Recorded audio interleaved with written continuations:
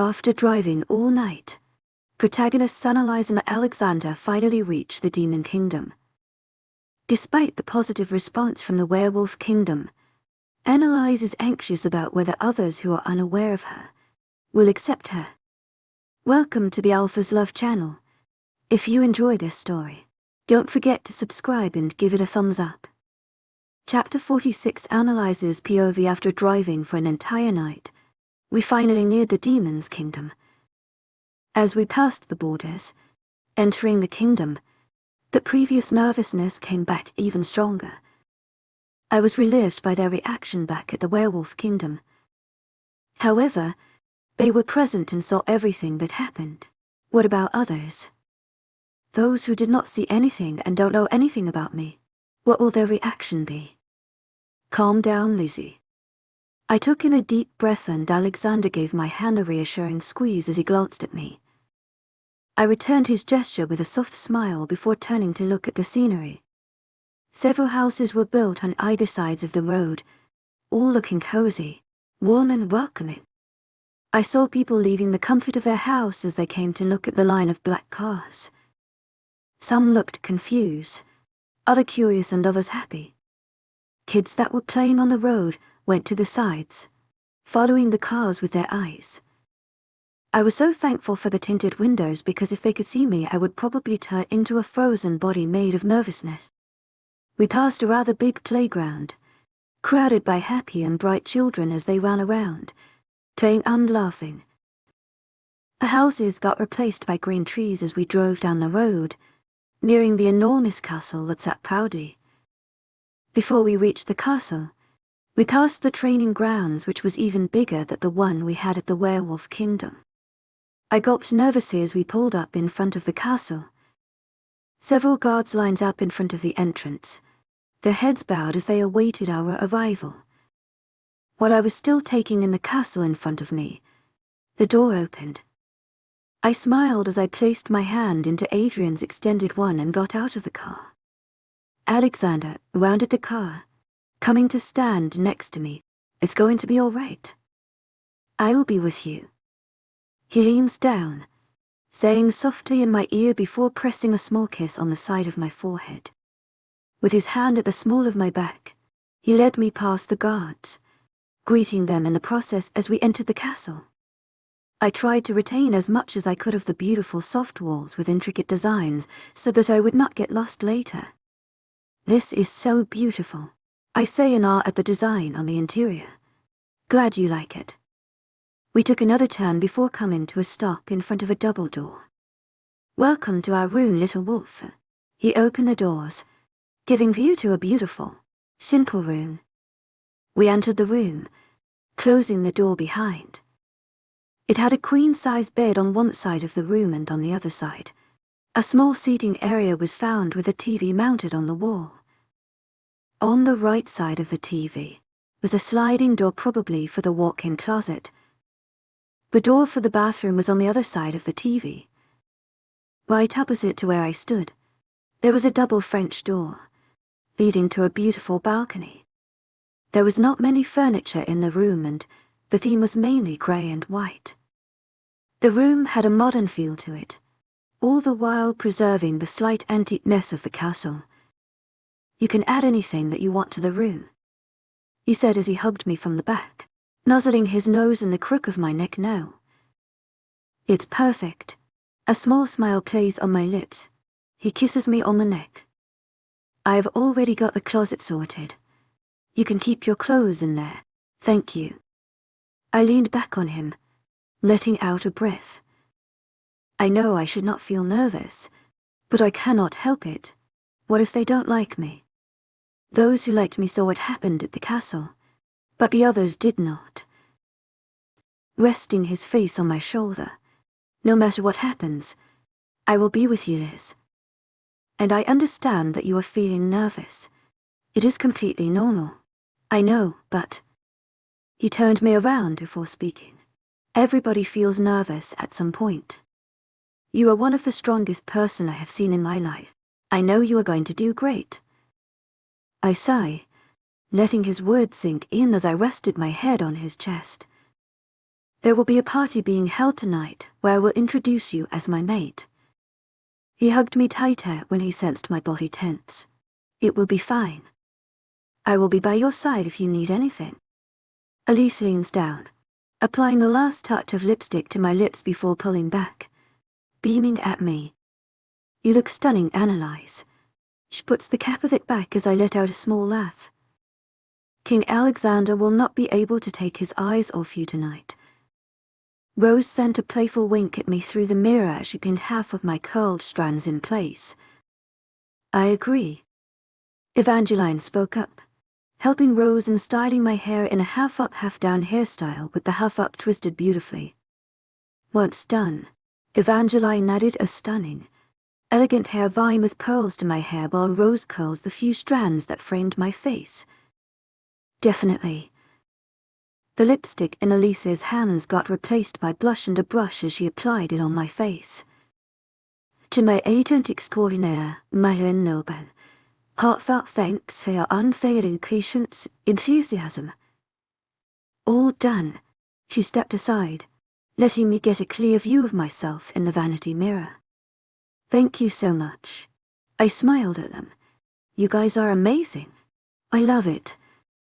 A few hours ago, Diana had informed me that she had called a few girls to come help me with my makeup. To my agent extraordinaire, Madeleine Noble, heartfelt thanks for your unfailing patience, enthusiasm. I was a bit skeptical about the idea. My nervousness was still there, making me overthink every little thing that was happening. However, Analise, Evangeline and Rose were nothing but kind. They made sure I was comfortable and at ease. They answered my various queries about how things were done at the palace. A few times, they asked me about my life before and about my family, but never diving too deep, which I was grateful for. They managed to tone down my nervousness slightly. No worries. She dismissed me with a wave of her hand, settling the blush on the vanity table, and at the same time a knock is heard on the closet door. Looks like someone is looking for you, Analise says teasingly as she moved towards the closet doors that slid open, revealing Alexander. His eyes met mine through the mirror as he stood by the door, hands tucked in his pockets, legs crossed at the ankles as he leaned against the door. I could feel the red water slowly rushing to my cheeks as his gaze never left mine while he talked to Analise. You can leave now, he simply said as Analise turned around, heading back towards us. As they pack up all their things, Evangeline playfully nudges me, sending me a teasing look to which I rolled my eyes. Thank you, I said one last time as they took their bags, leaving the closet so. Looking up in the mirror to find his eyes pinned on me, I unconsciously found my eyes trailing all over him, taking in his perfectly styled hair, all black suit with the purple square pocket catching my eyes. Nothing. Uncrossing his legs as he moved inside the closet, picking up the heels that sat on the floor a few feet away from me. Still nervous. Getting closer, and I turn in my seat to face him, slightly. Rose, Evangeline and Analise were really nice. To my agent extraordinaire, Madeleine Noble, heartfelt thanks for your unfailing patience, enthusiasm. What are you doing? Your suit is going to get ruined. I looked at him, confused as he crouches in front of me, his slacks getting in contact with the floor. Helping you, he informed, looking up at me for a second before focusing on his task. He placed the new heels next to him, taking my right foot in his hand, his fingers brushing my skin lightly as he reaches back for one of the heels. He slipped the first heel on, securing its straps that have been embellished with little rhinestones. Enter, I started as he proceeded to slip on the second heel. Why is your favorite color purple? I saw his lips tug into a faint smile as he secured that strap before looking at me. Not answering my question, he got to his feet, dusted his pants and came to stand behind me. He placed his hands on my bare shoulders, turning me around so that I was looking to the mirror. The answer is right in front of you. My eyes met mine through the mirror, purple net purple. Both wide and slightly at the same before getting back to normal in sync. It reminds me of the best thing that happened to me. He leaned down you. I felt like my whole body is going to disintegrate into butterflies flying around the room given how my insides feel. You say that you are not good with words, but someone you always contradicted. I have something for you. He fished out a small red box from his pocket, placing it in on my lap as he removed the earrings that I was already wearing.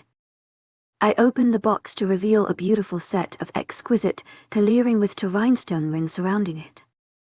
They are so pretty. My fingers skimmed the earring. They belonged to my mom, he said softly. She gave it to me before I was cursed, told me to give it to my mate. When I was cursed, she never brought this up again, but now that I have you, I will fulfill her wish. He took one of the earrings from the box. I am sure she would love you. He put both earrings. This means so much, I told him. He smiled as he pulled me up to my feet. I stepped around the ottoman as he pulled me towards him, his hands closing around my waist while mine rested on his shoulder. One hand traveled down, tracing the purple square pocket that reflected the color of my eyes. You look gorgeous. I looked up at him, a smile on my lips. What can I say? My mate has the best choice in clothing, I said dreamily, causing him to smile. Indeed, the dress that he had chosen for me to wear was gorgeous. It was a blush, sleeveless dress with a sweetheart neckline. The corset top hugged my body perfectly before flaring at the waist into an elegant tall skirt. The bodice was adorned with flower details which cascaded down the tall skirt. I am really tempted to not show you to anyone now, he joked before kissing me on it. I shook my head as we pulled away. As tempting as that it, I want to get this over with once and for all. Well, time to go then. I nodded, letting out a breath. I will be by your side. Chapter 47 Analyses POV. The closed, double doors felt like a one-way portal in front of me, and once I passed through it, everything would change. Whether it would be for the better or worst, all depended of me, because I was tired of letting other people let their words mold me into something I was not. It was time to finally be me. The noises behind the doors came to a silent hum as the guards opened the door for us, introducing me to the new world, my new world and future I was about to set foot in. The guards at the sides of the door bowed their head in greeting as Alexander's hand that was around my waist pulled me closer. You got this, he encouraged before we started walking in the room. I could feel the eyes of the people boring holes into my skin as they assessed me and passed silent judgments in their head. They watched my every movement, from the way I walked to how my facial muscles formed a soft smile. I steeled my spine, holding my head high as we walked on the carpet that led to the thrones, ign their stairs. I could feel the slight animosity amongst the people, and honestly, I was not offended, for if I was in their place, I would most probably react in the same way. To my agent extraordinaire, Madeleine Nilben, heartfelt thanks for your unfailing patience, enthusiasm. I knew I had to do everything I could to turn their animosity into something else, something more welcoming and less hostile. Gaining their trust and breaking past their barriers could prove to be a challenge, but I could overcome this new hurdle. To my agent extraordinaire, Madeleine Nilben, heartfelt thanks for your unfailing patience, enthusiasm. I did manage to break past Alexander's, their leader, barriers. As we were walking, I was too busy trying to keep up a confident and composed look that I didn't notice the person who bumped into me. Hey little one, I said as I looked down to see a cute little boy looking at me with his cute, round hazel eyes and slightly red cheeks. I crouched down to his height, which was difficult given the dress I was wearing. What is your name? I asked softly, still looking at his cute, chubby cheeks that I so wanted to pinch. Owen, he replied, his cheeks turning a shade darker and his lower lips protruded out into a small pout, and I held myself from gushing over him and acting like my grandmother. "You are so pretty," he said, and at the same time I felt Alexander crouch down beside me, gasps erupting in the background either for Alexander's actions or Owen's words. "I am so sorry, Your Highnesses." He passed in between guards and came here. "To my agent extraordinaire, Madeleine Noble, heartfelt thanks for your unfailing patience, enthusiasm." Eyes wide with panic and flushed cheeks, who I was guessing was his mother, came towards us. I gave her a reassuring smile. "It is fine." I ruffled his hair a bit. "Thank you for the compliment. You look handsome too." "To my agent extraordinaire, Madeleine Noble, heartfelt thanks for your unfailing patience, enthusiasm." Now that I have said it, some people might be offended.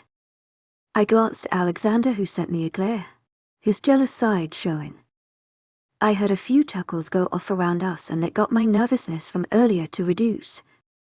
Alexander let out a huff as Owen presses a small kiss on my cheek, taking me by surprise. "You have a really cute boy," I said to his mother as I stood up to my full height. "Thank you so much, Your Highness." His mother smiled at me as she held Owen's hand. She bowed before both of them and disappeared into the crowd behind the guards. "Looks like even kids are falling for you," Alexander whispered in my ear as we continued walking towards the throne. "Well, I can't do anything if I am that charming," I replied in a low whisper. "Besides, if someone as handsome and cute as little Owen falls for me, then I consider myself very lucky." He rolled his yes. "So you are lucky that a kid fell for you and not me." "I am way more handsome than him." "Yeah, but he's cuter and you don't like being called cute. So I might be liking him more than you." I joked as we reached the thrones that were set on a raised platform with steps leading up to it. Behind it was a black velvet drape with the demon's kingdom symbol. He guided me up the stairs. "You are doing great," he said before we turned, facing the crowd that seemed to have multiplied now that I had a clear view of them. "I am glad that you all are present here despite the short notice," his strong voice carrying throughout the entire room. "Firstly, as you all know, we had decided to work with the werewolves to stop the vampires, but due to certain issues that occurred there, it has been called off." Murmurs break out among the crowd as they all start making assumptions of what happened. But Alexander continued and everybody stopped talking. "We are strong on our own. We can make it, and we will be ready for when the time comes. We will stand strong with each other and won't be defeated." They cheered in approval of Alexander's words, their heads held high as if they would be ready if the vampires or any other creature struck an attack right now. But what was truly mesmerizing was the solidarity amongst them. There was this bond between them that could be felt everywhere. Once the crowd quietened down, Alexander spoke up again. "Also, I found my mate Analise royal." Their eyes shifted from him to me in a split second, and I steeled my spine, meeting their gaze. "The youngest daughter of the royal family." Murmurs went off in the crowd as they studied me as if I was an alien from another planet. "Well, you are a different creature and in a different kingdom," Crescent commented. "Your turn to shine." I looked to Alexander as his hand around my waist disappeared when he took a few steps back, giving me the floor to speak. He shot me a reassuring look and a soft smile. The murmurs died, and I took it as my opportunity to start talking. "It is my pleasure to meet you all. I understand your concern and doubts about who I am. They are valid." Letting my words sink. Their gaze are intense as they analyze every syllable that comes out of my mouth. "But I hope you won't make conclusions without knowing me first," I said firmly. "The history between our people has always been a rocky one. As difficult as it might prove to be, I hope you call it past that. Due to certain issues, I am no longer associated with the royal werewolf family." I tried to put it out in the best way possible. Those who were present can surely support my words, for they saw what happened. I added. We don't really know each other, but rest assured that anything that will bring harm to this kingdom, I am on your side and promise to stand by you all against any dangers we might find ourselves up against.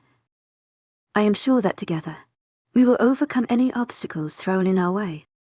I hope you can put your trust in me, and I will do everything in my abilities to stand up to your expectations. I only wish for the best of your kingdom. I unconsciously bit my lip as I ended. From the corner of my eyes I saw Adrian and a few others who were at the castle cheer, and soon everyone joined in, clapping and cheering. I let out a sigh of relief. Our kingdom, it's our kingdom, little wolf, Alexander said as he came to stand by my side, holding me close to him. I love you. I found myself whispering to him, averting my eyes from the crowd. I love you more.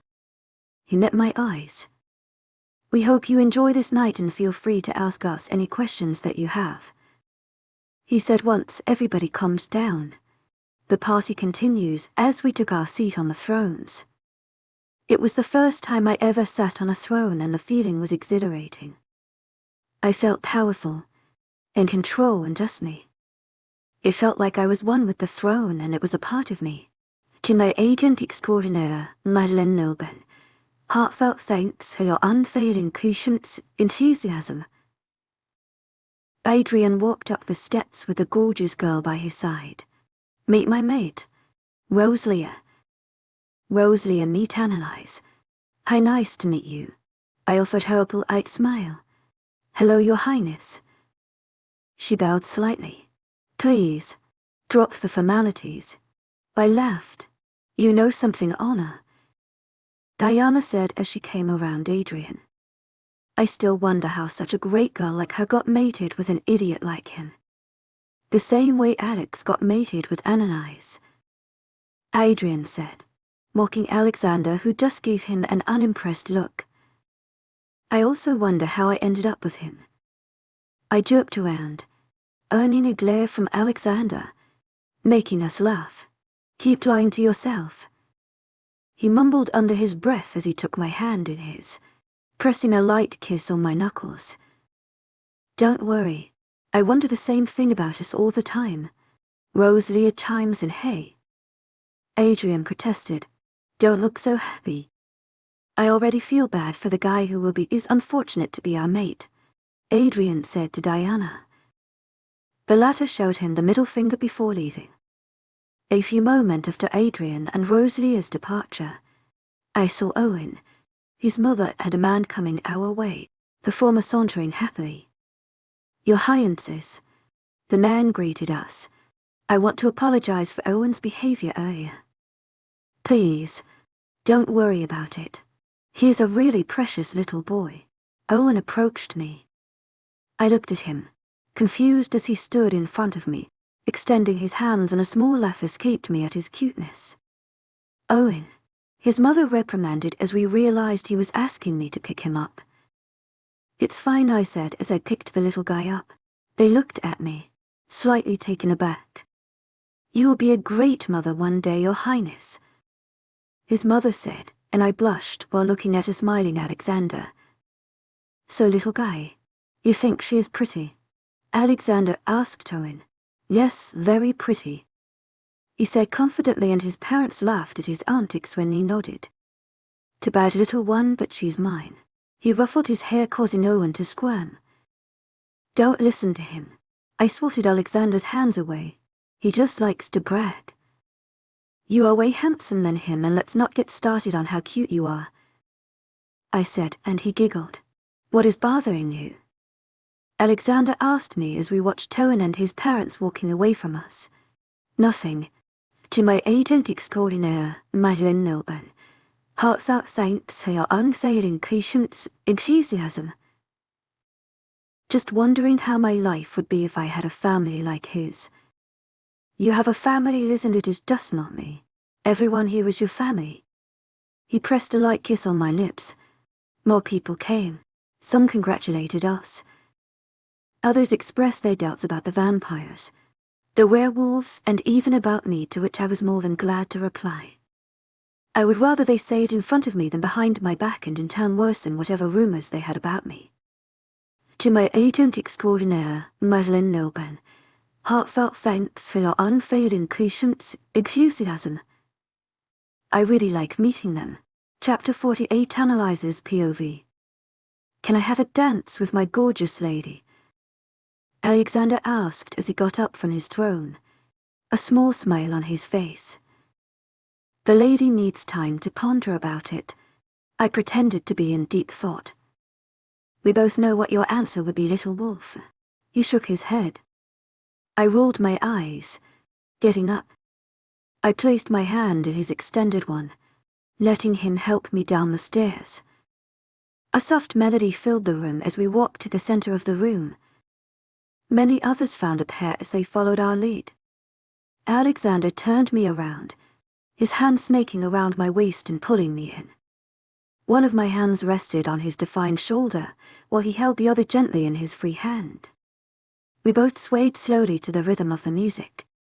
His eyes had a strange sparkle in his eyes as he looked at me. Something I had not seen before, and I wished I could take this look and keep it locked somewhere so that whenever I felt low, I could simply take it out and watch it. It was mesmerizing to see that side of him. Although rare, the effect was still there. Why are you looking at me like this? Looking up at him. I cannot believe that I actually have you by my side. It feels like a dream and I never want to wake up from it. Me neither. But it is real. I reminded him. You and I, we are very real and together. And you are not going to get rid of me anytime soon. I can be very clingy. I joked, removing my hand from his unsnaking both around his neck. His hands come to rest around my waist. I don't mind it. He pecked my lips. This way you will be by my side all the time. I chuckled, shaking my head at him. You would love that, wouldn't you? I rolled my eyes at him. Not more than I love you. Since when did you get this cheesy? I feigned disgust. I bet you like it though, right? I mean, I trailed off, letting out a laugh as he pulled me closer to him. My hands moved down his neck to his biceps before resting my head on his chest. I let out a content sigh, melting into his hold. He rests his chin on my head, his hands moving up and down in a relaxing way on my back. That time, it felt like everything had faded into nothing. It was just the two of us in our own little world. No shitty past between us. No vampires. No werewolves. Nothing. It was just us. Our world. Bender, I asked as the floor got more crowded with people. I pulled back, looking at him. Do you mind if I go back to the room? I am kind of tired. It's okay. He reassured me, his eyes roaming around the crowded room. Go ahead. I will join you in a while. Diana will help you back to our room, he said before he mind-linked Diana. You don't have to leave early. I will be fine, I said as I saw Diana coming towards us. I will join you in a while, he simply said, pressing a kiss on my forehead. Ready to go, Diana said, looping her hand with mine. I smiled at her as she led me outside the room towards our room. After I thanked her, she went back to party while I got out of the dress and chose one of Alexander's shirts to wear since I had yet to unpack. Even if you didn't pack, you would still wear his clothes, Crescent commented. No, I would not. I retorted before going to the bathroom and washing my face as well as let my hair free. You totally would, she teased, and I just shook my head, bussying myself with removing the pins from my hair. As I was on the last pin, the door to the bathroom opened and Alexander stepped in, already changed out of his suit into nothing but sweatpants. You know, it was not necessary for you to leave the party early, I said as our eyes met through the mirror. It's nothing. Standing behind me and wrapping his hands around me. You know, you are more clingy than me. Who knew under all that hard exterior was a cutie? To my agent extraordinaire, Madeleine Nobel, heartfelt thanks for your unfailing patience, enthusiasm. He did, panting. Seriously. Teddy bear, I suggested, and he rolled his eyes. Please don't say these things in front of Adrian or Diana. I will never hear the end of it. He grumbled under his breath. So you admit it. I beamed at him, causing him to scoff. Teddy bear. Instead of saying anything, his hold around me tightened as he nuzzled his face in the crook of my neck. One of his hands went on my shoulder, moving my hair to the side and kissing my skin that became hot with each feel of his lips. His lips moved from my neck to my jaw, leaving light, feathery kisses that left something heavier in their wake. A putter went through my entire body as his lips connected with my soft spot. He pressed a light kiss on it before biting, eliciting a sting of pain in me.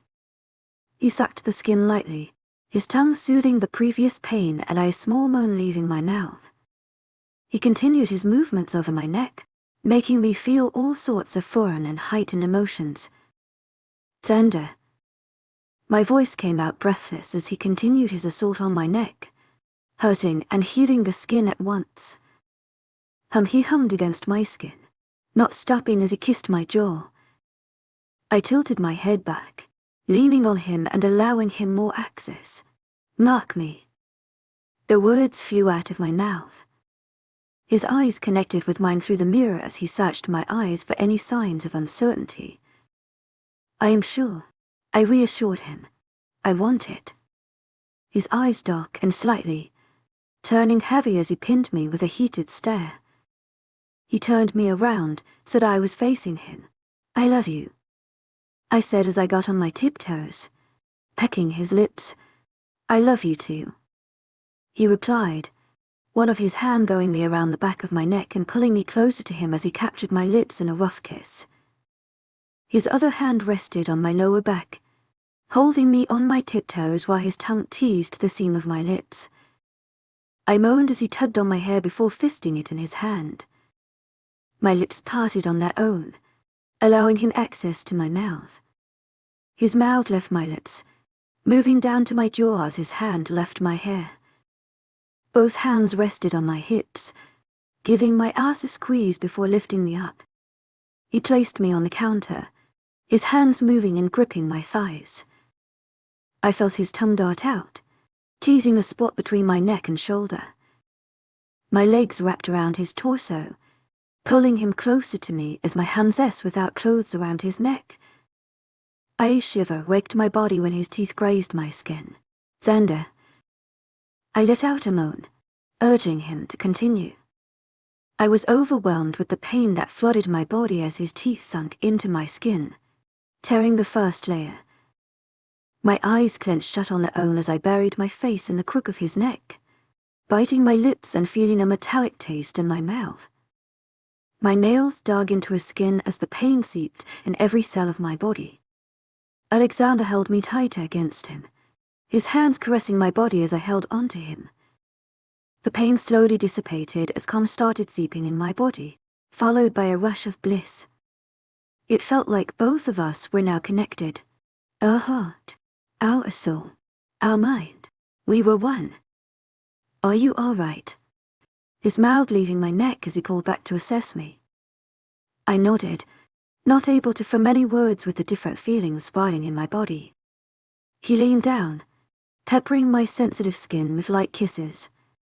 His hands went under my thighs, lifting me up before walking out of the bathroom. I rested my face on his shoulder, my hands around his neck while he continued kissing the mark. A yawn crawled its way out of me as he laid me on the bed. Someone is sleepy today. Shut up. I shooed him with my hand as my eyelids fluttered close when the marking process took its toll on me. I heard him laugh before kissing me. The bed dipped next to me as he got in bed.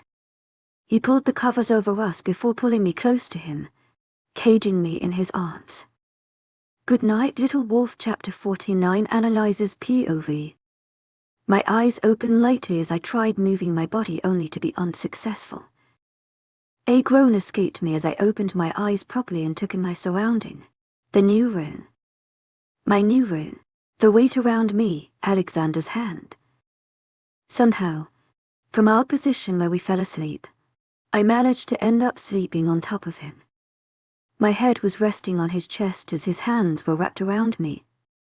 Despite the fact that he was asleep, his hold around me way still tightened. Our legs were locked together. I smiled lightly as I rested my chin on his chest, my fingers tracing his jaw as I remembered last night. My fingers stopped in their track as I recalled that he marked me last night. As the thoughts and feelings from last night resurfaced, I felt my cheeks heat up. "I'll mark," Crescent said happily in my mind, and I let out a small laugh. "Xander, to my agent extraordinaire, Madeleine Nilben, heartfelt thanks for your unfailing patience, enthusiasm." Not earning any reply or even his usual grunt, I rolled my eyes. "Xander," I said in a sing-song voice, poking his cheek with my finger. He groaned, shifting slightly. "Wake up." I poked once again, and he slapped my hand away, grunting, making me laugh. "Wake up, teddy bear." I smiled as I pinched his cheek instead of poking. I let out a startled yelp as I found myself under him in a split second. He had an eyebrow raised at me while I beamed at him. "Teddy bear," he said in a groggy voice. "Yes, cute. Little teddy bear." I cooed as I pinched both his cheeks with my hands. He grabbed my hands in one and locked them both above my head while I gave him an innocent look. "Morning, teddy bear," I teased as he released a sigh, shaking his head. He leaned down and pecked my lips. "So you like the nickname then?" I said excitedly as he pulled back. "Don't let it get to your head." He pinned me with a glare that had me laughing. "I just happen to love you and your voice." Spoken like a true teddy bear. He was about to say something, but I stopped him. "Get up. I have to see something." "What?" "It is so early and I'm not ready to let you go." "Are you serious right now?" I deadpanned him. His eyes fell to my neck and I saw his lips stuck into a smile as he looked at the mark he left. He leaned down and kissed it lightly. "I want to see it." He chuckled as he got off me, helping me up. I walked past him into the bathroom and stood in front of the mirror. It was beautiful. Since Alexander was not a werewolf with canines, the mark was not like what other werewolves had, but it was not very large, but it was a bit deep. The mark was unique as it consisted of my wolf, Crescent into person, more precisely the inner demon of Alexander, Analise pressing his forehead against that of Crescent as the moon was shining its serene rays into them. "It is so beautiful," I said in a whisper as I saw Alexander enter. He stood behind me. "It truly is. I am talking about the mark. To my agent extraordinaire, Madeleine Nilben, heartfelt thanks for your unfailing patience, enthusiasm." Pointing to my neck as I realized that his eyes were fixed on me. "And I am talking about the person wearing my mark." He had a smug smile on his face and I refrained from rolling my eyes at him. "It means you are all mine now." I turned around, facing him. I leaned against the counter as an idea popped in my mind out of nowhere. "What are you thinking about now?" "Nothing," I said awkwardly as I realized how ridiculous the idea sounded. "The look on your face says something else. Tell me." He moved closer to me, his hand cupping the side of my jaw and making me look at him. "Well," I started out, knowing he would not judge me for what I was thinking. "You said that I am all yours now." He looked at me intensely, letting me continue. "I want to also be able to call you mine. I have always been yours, little wolf." His thumb brushing my cheek. "I want to mark you." I laid it all out in front of him. During the mating process, the female was always marked by the male to create a connection between them. It has been so since the first werewolves, vampires, witches and others stepped on earth. No matter what creature you were with who you were mated, the female bore the mark of the male through the mating process. To my agent extraordinaire, Madeleine Nilben, heartfelt thanks for your unfailing patience, enthusiasm. There have been cases where the female marked her mate. It was a rare occurrence, but it happened before. To my agent extraordinaire, Madeleine Noban, heartfelt thanks for your unfailing patience, enthusiasm. It did not work the same way as the traditional marking process where it created a mark including the couple's inner creature.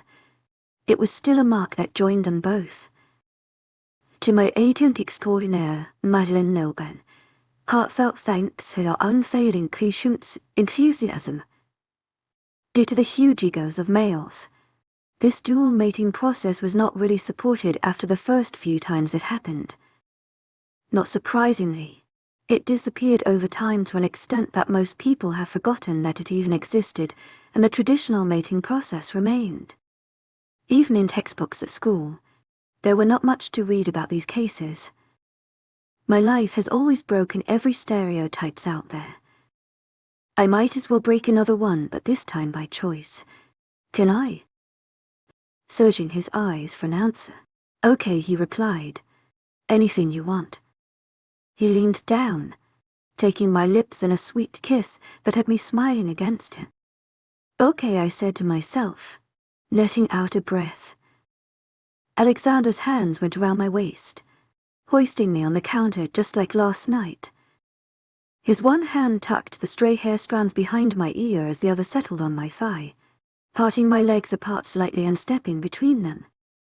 On instinct, my legs wrapped around him and pulled him closer. My eyes fell on his shoulder, where I wanted to mark him. I leaned forward, pressing my lips against his skin. I darted my tongue out, teasing and tracing the spot.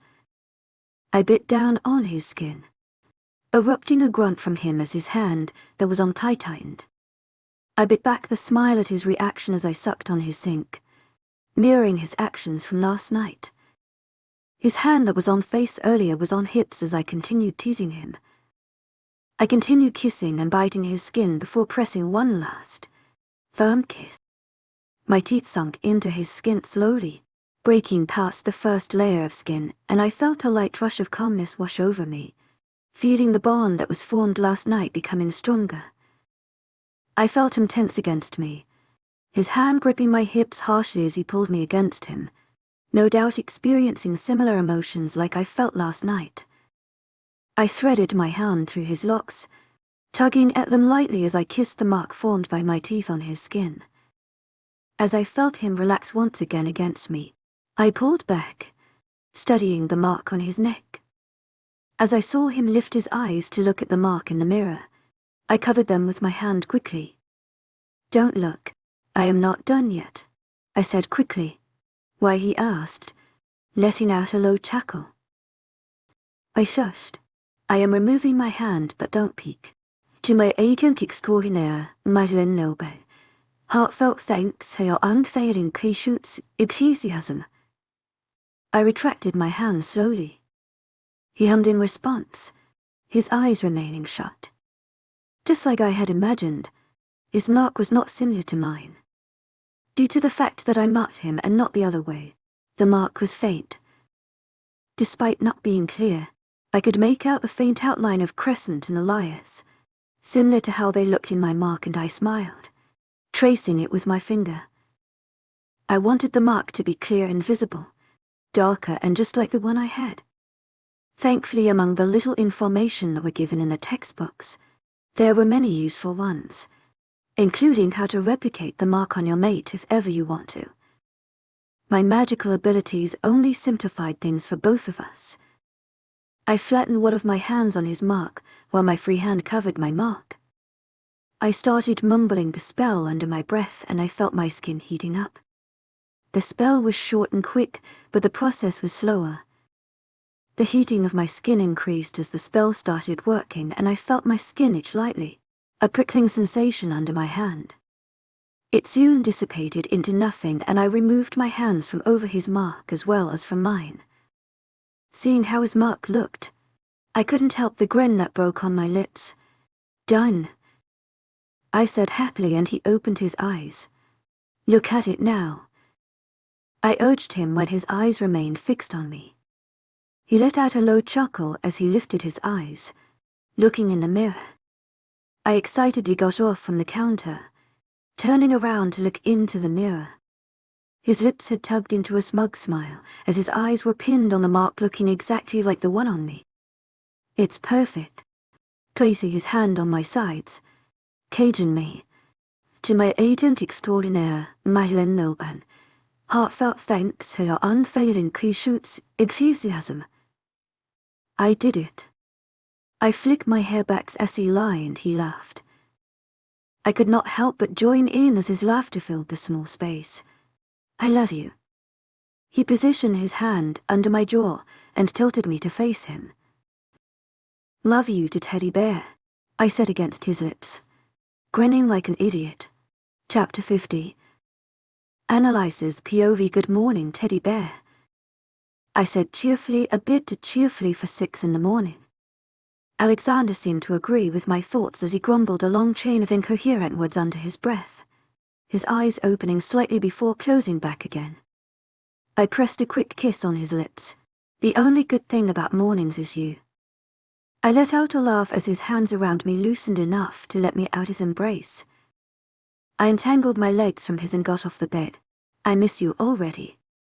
His groggy voice came out muffled as he shifted until he laid on his stomach, his face buried in his pillow. That's what you say every morning. I reminded him as I kissed his cheeks before making my way to the bathroom to get ready for the day. Although it had been only a week since my first day at the kingdom, I felt like I was there for decades. Whatever I was missing in my life seemed to have been found as I came here. You were meant to be here, Lizzie, Crescent reminded me. During the past week I have grown accustomed to the ways around the kingdom, the different people and their roles, made more friends and formed a bond with them, something I never experienced with the werewolves. The unity and solidarity among the demons is really fascinating since they contradict every rumors where it had been mentioned that they were cold, selfish and simply cruel, but it was not the case. They treated each other better than werewolves. Those who are said to be in packs and loyal treated each other. They trusted each other with their lives, and I was grateful that they had looked past the enmity between them and welcomed me in their kingdom. This kingdom, my kingdom and equal my people, had become a part of me. Over the course of the last week, almost everyone had known about what happened back at the werewolf kingdom, which helped me gain more of their trust. Also, most of them, if not all, already know about my powers and the fact that I am a black wolf. It was a tough choice to make considering it had been only 2 days since I had arrived. However, I had yet to gain all of their trust in people, still doubted everything I said at meetings, always questioning my ideas and suggestions. In the end, I decided to tell them about my powers. Sharing that piece of information indeed worked in my favor. Not only did it help them know me better, but I could freely participate in training and shift in front of everyone, enabling me to get to know them better through the few training sessions we had. The best part about the past week was Alexander. He has been nothing but patient with me as I got used to the new life at my own pace. He was always there by my side, informing me of every little details I needed to keep in mind, answering every questions, clearing all my doubts, listening to all my worries, advising me when I had difficulty solving problems brought up to me by the people and pushing me to strive. He knew exactly when to not interfere, letting me solve the problems on my own, leading me to use my abilities to the best and pushing me out of my comfort zone, all the while learning new things. He also knew when to interfere. At times where I felt completely lost during meeting due to the lack of knowledge of their full history, he would step in. Though he would never completely solve the issue. He would give hints, guide me in the right direction and helping me whether I might have made a mistake. When people would get too blinded by the past between our kingdoms and take it and spite towards werewolf to another level and started using their freedom of speech for the wrong causes in meeting, he would put them in their place or out of their place in the meeting room. He never questioned my ideas and even let me implement my own plans. Once I would tell him about it, he would help me improve where it lacked certain things and let me present it to the rest. He truly became my support system. We have a visit. Alexander's rough voice pulled me out my thoughts as he entered the bathroom, pressing a kiss on my forehead. From who? I asked curiously. I don't know. Diana did not say anything more, he informed. To my agent extraordinaire, Madeleine Nobel, heartfelt thanks for your unfailing patience, enthusiasm. I am going to get ready then. We are matching, I said happily. What a coincidence, he said in a dry voice, already knowing my antics from the past week. I huffed, adjusting my black blazer. I was wearing a black suit with a white top underneath, matching his black suit and crisp white shirt. Ever since the marking process, I have been trying my best to match my outfits with him, which was not hard given he only wears black and on rare occasions, dark blue. I know, right? I went along, applying my lipstick while he just watched me, adjusting his watch around his wrist. You are so unpredictable with your outfits. Maybe I should buy more black clothes to make it easier, he suggested. I agreed as I looped my hand with his, pulling him with me as I left our room. The guards greeted us as we neared the meeting room. They opened the door for us, and as soon as I stepped in, I felt all pair of eyes move to us. What are they doing here? I asked Alexander through our mind link that was created when he marked me. It better be for something good. I would not get my hopes up. Studying the familiar faces seated around the table. The different leaders, my grandmother, Eveline, Axel, and other alphas as well as loonies were looking at us as we walked towards the head of the table. Alexander pulled my chair out, helping me before taking his seat next to me. May I know the reason for your sudden visit? Alexander voiced out our thoughts. King Alexander, King Tarsal started. We know this is unexpected, but the circumstances have left us with no other choice. What happened? I asked curiously. The vampires. As they had mentioned in their letter, the vampires came to the castle since King Gabriel had agreed to meet them. To my agent extraordinaire, Madeleine Nobel, heartfelt thanks for your unfailing patience, enthusiasm. King Nox was not there. They offered us to join them and wage this war against all those who are against them. But we all denied because of the massive destruction and loss of lives that would follow. However, King Gabriel and King Leon agreed to join forces. Why did King Nox not meet them? They are supposed to meet him at his kingdom. Who else agreed? All the griffins are now with them.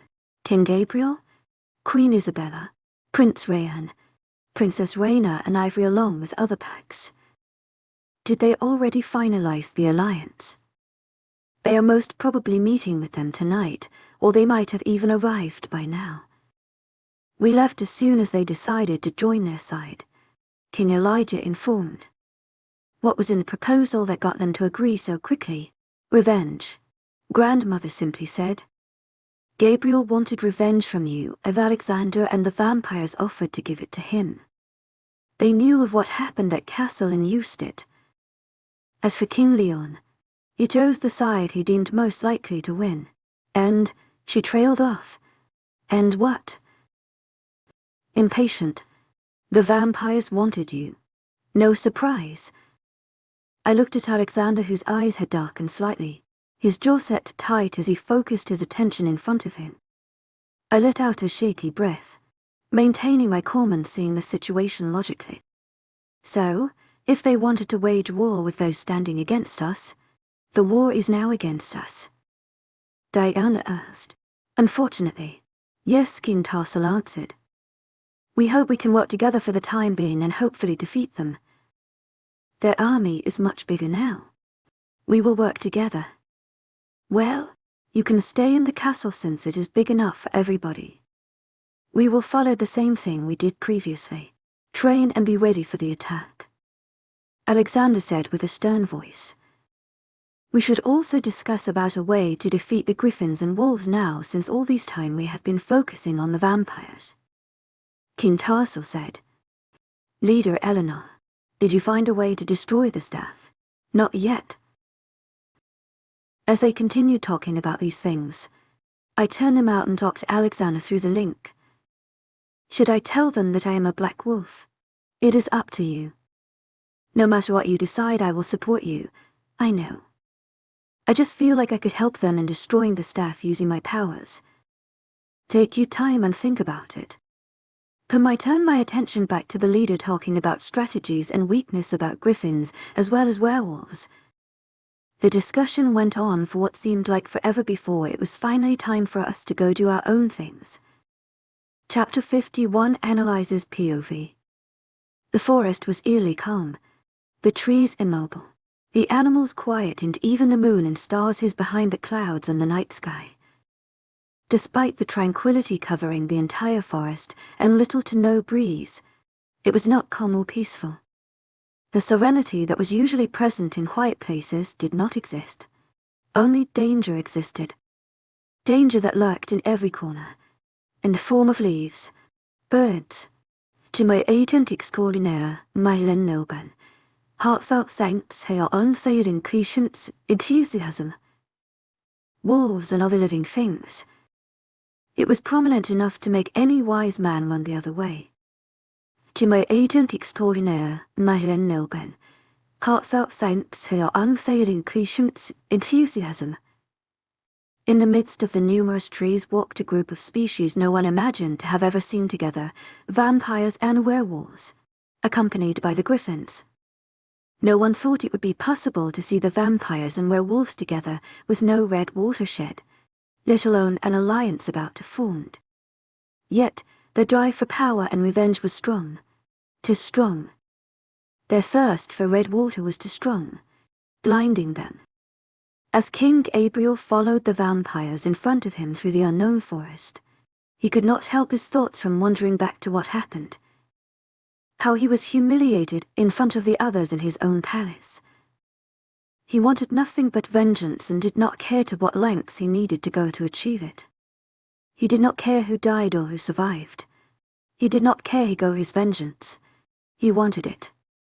He wanted revenge along with the red water of no one other than Alexander and Analise, his own daughter. Similar thoughts occupied the mind of his family as they fought him. Different emotions played in everyone's head at the thoughts of the embarrassment they faced. Some were jealous of the title others were about to gain. Some were envious of the life others were about to have. Some were angry for the way in which they were treated, how they were disrespected by others. Others were not over the fact that they lost to those they underestimated. They did not want to accept that the person who they hated had finally found people who supported her. They were blinded. Their minds were clouded with fury. Their hate towards others formed a blindfold around their eyes. Their jealousy was the root of all hateful ideas popping in their mind. They could not see the reality of how wrong they were. They eventually reached a river in the middle of the forest. They were confused about their surroundings, but then from the other side of the river, more vampires emerged from between the trees. Not long after, a bridge appeared over the river. The vampires urged the werewolves and griffins to cross the river. Once on the other side, they were guided towards the castle that was nestled in between dense, tall trees. Many vampires were outside, sparring and fighting. They entered the castle and were greeted by a tall, well-built man with eyes darker than the night sky. "The king is waiting for you," his gruff voice carried in the silent night. He led the group further in the castle, opening the doors and allowing only King Gabriel and his family along with King Leon to enter the room. The room was different from the usual meeting room the werewolves were used to. Instead of one big table in the middle of the room, there were long tables arranged in rows. Chairs were arranged neatly, facing the front, where on an elevated podium was situated a big throne with two smaller thrones on each side. While the smaller thrones were vacant, the middle one was already occupied by none other than King Nox, who looked at his visitors with a gleam of wickedness in his eyes.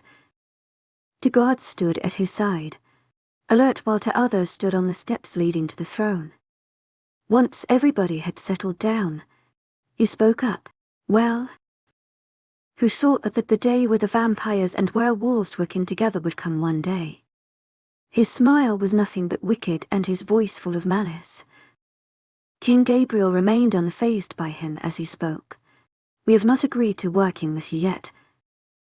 King Nox spoke. "Tell us about the proposal. Then we will see about it. Don't worry. This proposal will only benefit you." Despite his words, the danger in his voice was prominent. "The proposal," Anne reminded him. "Patience, boy. It is one of the things that make someone a great king. Tell us what you want, King Nox." "Well, I like to keep it simple." He wore a smug look on his face as his fingers drummed on the cold throne. "We go to war with the demons. We win. I get the princess. You get your revenger from their king by doing whatever you want.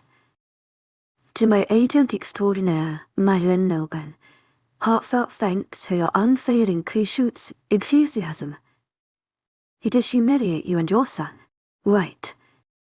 Gabriel's jaw clenched as the visions of what happened flooded back to his mind. Nox only smiled in victory, pleased by the effect his words were having not only on Gabriel but also his family with how their expression turns sour. "And how do we do that?" King Leon voiced out. "King Tarsel, Queen Eleanor and the others no doubt have already gone to meet them. To my agent extraordinaire, Madeleine Nobel, heartfelt thanks for your unfailing patience, enthusiasm. We are greater in numbers. No matter how much they train, they won't win. They are trained. They have magical powers. They have dragons which can fly. We will train harder. We have the dragon staff. We have griffins." He smirked at the end. "We have giants, but we train harder every day. When we are ready, we call them out for war. Shouldn't we take them by surprise instead?" Raina asked. "They would not be expecting it and their guards would be low. Now, where is the fun in that?" He let out a humorous chuckle. "The fun will be when they lose even, when they knew we were coming. The fun will be when they fail despite having trained. It will be fun when they bow their heads in defeat. When their confidence will be crushed and everything they worked for will be for nothing but their death. I want to know one thing." Isabella spoke up. "Why do you want Analise?" "She is just a mere werewolf. Is it because of the royal family's red water in her?" "So you don't know it then?" "Know what?" Ivory said, her tone irritated as she remembered that Analise was also going to be a queen. "Your daughter is Black Wolf." He informed them and watched as their expressions changed from shock to envy to jealousy to anger to disbelief. "No way," Raina muttered to herself. "It is true." They could not believe that the daughter who they had labelled as weak all these years was in fact not weak at all. "She was the one who tried to kill me then," Anne said as realization dawned upon him. "When we were fighting in front of everyone and I started choking.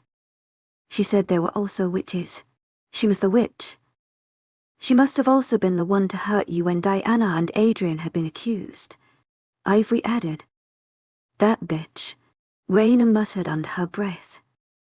Not only did she side with the enemy but also tried to kill her own family. So much love for her. Nox mocked, chuckling to himself. "Once I get her, I will take her powers from her. You can see what you want to do with her after that.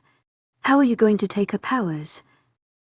"I have yet to find out, but I have waited too long for her powers. She might have escaped the first time I attacked, but this time, she will not. Once I get her and her powers, I will be the most powerful. If we work together on this, King Gabriel, we will be unstoppable. With all our forces united, we are sure to win. We are powerful and greater in numbers. But I will call them out for war. Not even in their wildest dream would they have imagined what was coming their way. Those who decided to stand against me will regret doing so and will die at our hands. To my agent extraordinaire, Madeleine Nobel, heartfelt thanks for your unfailing patience, enthusiasm." Gabriel agreed. "But you need to know, they have a stake that can kill you instantly." "The stake?" the infamous fallen stake. Well, before they have a chance to use it, they will be either dead or petrified. Once this war is over, we need to have a red water oath where it will be stated that you will not wage war against any of us in the future. Always thinking about the future, he shook his head. Fine. We will have your red water oath once I get what I want. It's decided then. We work together for the time being. You get Analise and her powers and I get Alexander and his death. Gabriel said, voice full of hate and spite. I am sure that the results will be very pleasant and in our favor. He smirked to himself as he thought about winning. The moon goddess watched as the unexpected scene unfolded in front of her. Due to certain turns in event, everything has changed. Compared to how it was supposed to end, it took a turn, a bad one. Only time could tell who would win, who would perish. Thank you for tuning in. If you enjoyed this episode of the story, please give it a like. And don't forget to subscribe to get notifications for updates.